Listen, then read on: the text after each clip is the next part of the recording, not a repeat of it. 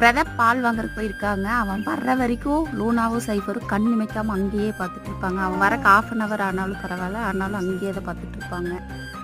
அந்த இடத்த விட்டு நகரவே மாட்டாங்க.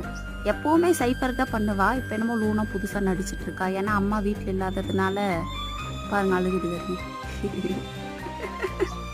நீ வா லூனா, வா பக்கத்தில் வா. ஏம்மா ஒன்றுமாச்சு? என்னாச்சு? எல்லாரும் உன்னை விட்டுட்டு போயிட்டாங்களா? என்கிட்ட எல்லாரும் விட்டுட்டு போயிட்டாங்களா?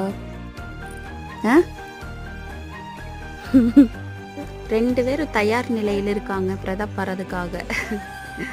அவன் வந்ததுமே பறந்துருவாளுங்க, பார்த்துக்கோங்க.